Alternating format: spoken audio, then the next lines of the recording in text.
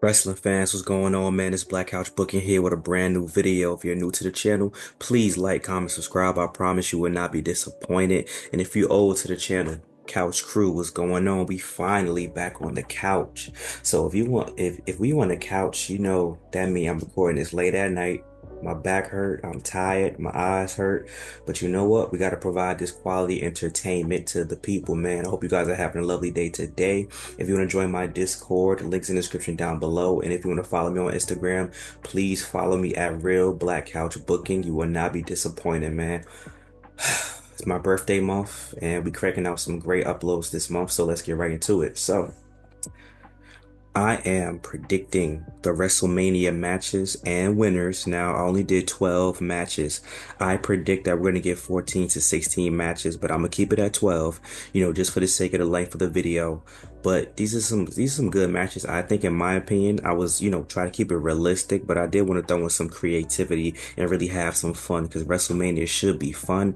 And I will say there are a lot of multi-person matches, but if you go back to WrestleMania 40, there was a lot of multi-person matches with WrestleMania 40 as well. So I think it would be realistic to say that there'll probably be a lot more multi-person matches this year, especially with the addition of the two new women's titles and so many tag team championships as well, which I think should be defended at WrestleMania. So I want to get right into it though. So let me share my screen and let me show y'all my work. And I will say it is janky, but it's janky because I was having fun. And I think the more janky it looks, the more, fun the video gonna be. Because I wasn't trying to make it super duper serious, but whatever. We keep it real over here. If y'all care that much, then y'all ain't really my homies for real. So I have it in order from night one to night two, but the matches aren't necessarily in order. Some of the matches I did put in order, and I think we should open night one with a bang. Jey Uso versus Gunther, and I think you guys know, what my choice is. I think Jey Uso should beat Gunther, and that's a heck of a way to open the show. Open the show with Jey Uso beating Gunther, have the crowd yeeting. I think that would make the crowd super duper hype because the reason why I don't think this should be the main event, even though they say, well, the Royal Rumble winner should be the main event, that's been capped for the last few years. Like, let's be completely honest. Like, Rhea Ripley won the Royal Rumble, she didn't get her main event. Bayley won the Royal Rumble, she didn't get a main event. So in the World Heavyweight Champion, you know, I don't know. Like, I think that, we know that that's not really the case. So whatever the best story is, the best match is going to take precedence. And I think opening up with Jey Uso winning and beating Gunther is the way to go. Let's move on, though. Go to the next one. Come on. Don't do me dirty. Go to the next one. Tag team match. Listen, man, I'm tired of the disrespect that the New Day been getting. They just a bunch of clowns. But I do think the New Day should win the World Tag Team Championships on, Raw. The War Raiders, they have great matches, but I don't think people are really buying into the War Raiders as the tag team champions. I have no problem with them. Like I said, they are great athletes and they have good matches, but I really want to see the Hill New Day, be rewarded because they've been doing some great work in and outside the ring, backstage segments, social media, and I think that they should be rewarded for, that hard work and dedication. And I just want to see them win another tag team championship so they could go down as one of the greatest tag teams ever. So them straight up with the War Raiders, I think that's absolutely fine. They could qualify, through a tag team tournament and they could, beat LWO in the final round by cheating, then go to WrestleMania and beat the War Raiders, and then you just have Big E come out at the end and they taunting them saying, see, we dropped you dead weight. He clotheslined them, beat them up, and say, hey, by the way, I'm cleared and I will see you guys at Backlash with my tag team partner, which is Omos. So that's how I'll book that. Next, now this one, I know I said I want Carmelo Hayes to face Shinsuke Nakamura at WrestleMania 41 and win the United States Championship. I still think that's a possibility, but I have a lot of multi-person matches and I would have had too many triple threat matches. So that's the only reason why Carmelo Hayes is not here. If not at WrestleMania, Carmelo Hayes will beat LA Knight for the United States Championship, and I do think LA Knight will beat Shinsuke Nakamura for the title. I think Shinsuke Nakamura, he had so much momentum Cool character, cool new entrance, cool everything. I like Shinsuke Nakamura's character a lot. They could have really did more. They could have made the United States Championship the Japan Championship, a little play on New Japan. That would have been a nice little wink wink moment, but they didn't do anything creative after, his setting him up and him winning the belt. That was it. And the run is essentially over. So give the belt back to LA Knight, have LA Knight lose to Carmelo Hayes, and then, you could put LA Knight in the main event card if that's what you want to do. And then Carmelo Hayes could finally ascend to, that MVP comparison that everybody has, compared him to, which I also think he will have that type of run in the WWE. So I think he should do that. And if you want to turn him babyface, you can have him and The Miz go at it while he defends the United States Championship against him. Now this one is very interesting. I had another scenario for Liv Morgan and Raquel Rodriguez, but I think the metaphor should finally get those championships. Like it's been enough. They have no purpose on NXT as, a tag team because the NXT doesn't have a women's tag team division anymore. Just send them to the main roster and you can turn them face as well. They will work as a face tag team. The fans love them. The fans, recognize their hard work and the fans are really pushing for Lash Legend, but Jakara Jackson is no sleeper. I like Jakara Jackson a lot. I think that she's really, really talented. So I would like to see, this match come to fruition and I would like to see the metaphor finally get that W. Liv and Raquel don't need to hold the titles for long because I think Liv and Raquel are going to get into a feud. The Judgment Day itself is going to implode for sure. And, Liv could blame Raquel for why they lost the straps. And then Raquel could be like, I'm the reason why you had the Women's World Championship for so long. You cost me my IC title tournament win because I'm looking out for you. And you cost me other opportunities to even qualify for the Elimination Chamber because I'm trying to look out for you. So that could be the implosion between them two because we know there are two other members that are going to have an implosion as well, and that metaphor will be able to capitalize off of their lack of being on the same page for this one particular match. And leading up to WrestleMania, the metaphor could be on some psychological, show a different side to their character, saying, turning them against one another so that they can have the edge once they finally meet at WrestleMania. And that'll be a great WrestleMania moment for the metaphor girls, and I would like to see that for sure. This one, everyone knows I wanted Rhea versus Bianca straight up. Um, if we get Bianca versus Io, I for sure think Bianca's gonna beat her. But I think we're gonna get a triple threat match, and I think the triple threat match will be justified because it's almost like, they recycle things or just redo things every now and then. And obviously we had a triple threat match years ago with Becky Lynch, Ronda Rousey, Charlotte Flair. I think this would be a great triple threat match between three of the top women stars in WWE.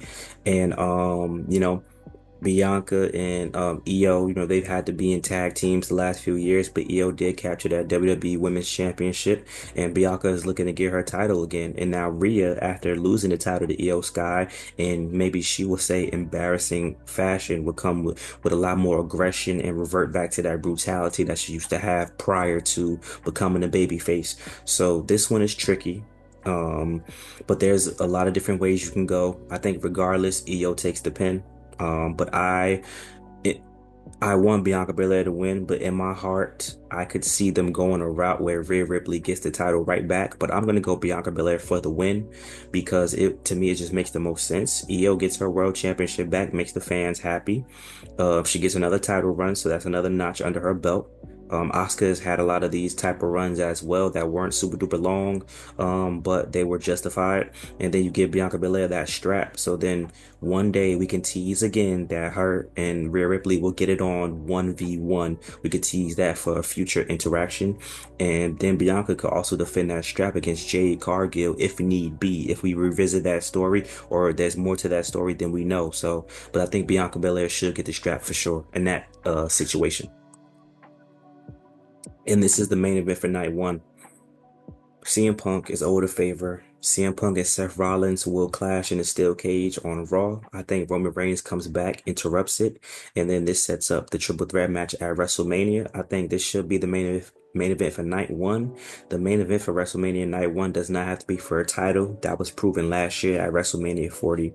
And CM Punk's favorite is I want to be the main event. Paul, make sure with the main event, I don't care about Yeet. I don't care about the women's championship match. I don't care about none of that. You make sure that we are the main event for night one. Paul Heyman's pull some strings, makes that happen. And Roman Reigns wants it as well. So it's really a favor to Roman Reigns and CM Punk. And in this scenario, I would actually have CM Punk winning, even though I don't want him to win. I would rather Roman Reigns win because, he could say he finally beat Seth Rollins. Even if he pinned CM Punk, he still technically beat Seth Rollins because he's in the match. But I would have CM Punk win because not only does he get his WrestleMania main event, he gets his WrestleMania moment by, winning the main event. But and Roman and then Seth, they could get it on again in, a 1v1 and finally wrap that story up with Roman Reigns finally beating Seth Rollins. Night two. Night two, I think the Intercontinental Championship should be a multi-person match. I think we definitely need Penta to be on the WrestleMania card. Ludwig Kaiser should be on the WrestleMania card due to the momentum. Obviously, the IC champ will be there as well. I know you guys are looking for AJ Styles, but I think that we are developing a more interesting story, and I think AJ Styles and Braun Breaker could, have a match whenever, even if not for the title. And Finn Balor and Dominic Mysterio are the interesting wild cards. I think Finn Balor and Braun Breaker, they're definitely teasing something there. But having Dominic inserted into it also makes things very interesting because Finn Balor is, not going to be happy that Dom is in the match and he's going to expect Dom to help him win. But Dom wants to be the champion as well. So I will have Dom actually get the first pin in a championship scramble. And, he's fighting desperately to make sure no one else, gets a victory, including his pal Finn Balor. So I think that that's a route that we could go for sure. And by the end of it, we're going to have Penta become the new Intercontinental Champion with, Dominic Mysterio and Finn Balor going at it at the end of the match, which leads to Dominic versus Finn at Backlash in Mexico. And Dominic getting the win and becoming, what we expect him to be. And eventually he'll get to go against Penta for that title as well and become Intercontinental Champion. So, that's how we're going to start off night two, the first match. And then we're gonna have Lyra Valkyria versus Nia Jax, a rematch of sorts since Nia did beat Lyra Valkyria for the Queen of the Ring tournament. They were the two finalists. So, we could run that back, even if Nia isn't officially on Raw, whatever the case may be. Have them run that back, make it a tables match because we need more special matches to have fun. But not only that, make it a tables match because, you need a reason why, oh, how could Lyra, finally overcome, the obstacle of Nia Jax? Lyra got to be smarter. She's a great wrestler, but it is hard to beat a woman, of that stature. Obviously, it didn't work for you the first time. So, Lyra being able to evade and dodge and find a way to put Nia Jax through that table is a good story within itself and proves that Lyra is just so technically gifted and skilled that she's also psychologically gifted in finding ways to win the match, even in an unorthodox way. So I think that would be a good way to actually add to Lyra's character as well. Nia Jax goes through the table and Lyra actually retains and beats Nia Jax and gets her get back. I think this one is self-explanatory, guys. We got Jade Cargill versus Naomi, and I think this one should be a regular singles match, but it's going to be a coming out party. Naomi is going to make Jade Cargill look really, really good, and Jade Cargill is going to show some new skills that she learned over the past couple of months in the PC.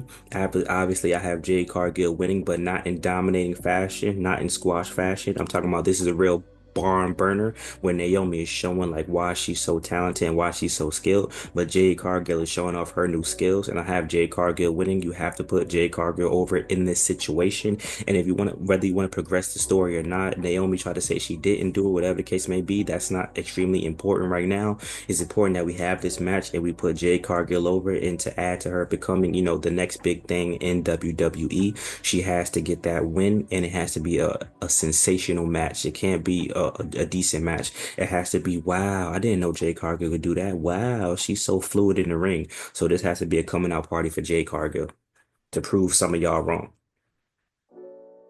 Now this one, I was gonna go the route of making it every tag team that's been involved, Los Garza, Pretty Deadly, add them to the mix, but we pretty much did something like that at WrestleMania 40 for the SmackDown and Raw tag team straps with all those tag teams. So let's pay homage to the Hardys, the Dudleys, the Edge and Christian with a tables, ladders, and chairs triple threat tag team match with obviously the Street Profits winning because I want the smoke. Self-explanatory, and the way to justify this is to have a qualifying tournament where whoever teams win, they're gonna go. So Los Garza loses, Pretty Deadly loses, and then obviously DIY, they're the champions already, so they automatically move on, and they face them in that triple threat scenario, and the Street Profits get the W, finally snapping that long streak of not being tag team champions in the WWE since what, 2021?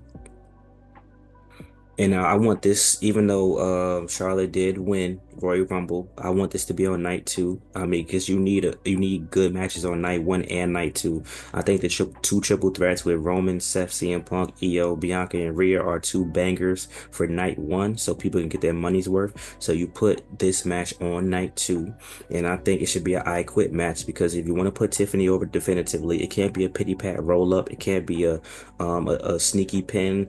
It's gonna have to be an I Quit, which is Charlotte Flair is no stranger to. You make Charlotte Flair say I quit as Tiffany Stratton, then that's just a good booking for her. However, I got Charlotte Flair winning and getting closer to that 17 mark, and she makes Tiffany Stratton quit after a barn burner of a match after Tiffany been through so much pain and turmoil. But the way that she gets Tiffany to finally quit is she really had to do something dangerous, like she's on the verge of breaking her leg. Michael Cole can tell her like, oh my gosh, Charlotte's gonna break her leg with this enhanced figure eight on top of a, I don't know, whatever, and then Tiffany has to say I quit, otherwise like that leg is gonna break, that leg is gonna snap, and then she won't be able to do gymnastics and be athletic and wrestle ever again. So she got to save her career, and that's how Charlotte Flair beats Tiffany Stratton and gets closer to that 17 mark. But Tiffany will get the strap back at SummerSlam. And finally, obviously, the last match, which will be John Cena versus Cody Rhodes, with The Rock on standby, watching, watching with his fake belt and his Cody soul and blah blah blah. Crazy match. Everybody goes crazy. And similar to last year, people tried to interfere and, help out Cody Rhodes, but they're stopped by The Rock himself. But this time around, no Undertaker, no Stone Cold, what I'm saying? Cody has a couple of friends, that he has backstage that, try to help him out. But The Rock has, some young goons that he hired from all over the WWE. He has Drew McIntyre come help him out. He has Karrion Kross come help him out. He has the fake Shield come help him out. Like it's a whole bunch of, it looks like a damn near lumberjack match outside. But when the dust clears and the dust settles, John Cena does become champion, and he is a 17-time world champion, breaking Ric Flair's record, cementing his name in history. And when it's all said and done, at the end of his career, his final match, John Cena does lose the title to Cody Rhodes, and Cody Rhodes does redeem himself and solidify himself as the babyface of the WWE for the future. But John Cena does get his WrestleMania moment and does become a 17-time world champion. Y'all let me know what y'all think about, that booking that I just did there. I mean, I thought that was pretty fluid, if I do say so myself. So like, comment, subscribe. Thank you for the love and support as always. Your boy a little tired, your boy a little burnt out, but we dropping this content. We're gonna keep grinding. We're gonna stay consistent. I think I did pretty good with this one, y'all. Y'all let me know though, man. I don't want to toot my own horn, but what y'all think about that booking, man? Obviously, I think it's gonna be 14 matches, 7 matches apiece. So we gotta throw in the Karrion Kross, the Sami Zayn match. We could throw in um maybe Chelsea Green and Piper, whatever the case may be, but we'll see, man. Thank you for the love and support as always. Hope you guys enjoyed that video, and enjoy March, man. It's Black Couch Month. Black Couch Month is March, so peace out.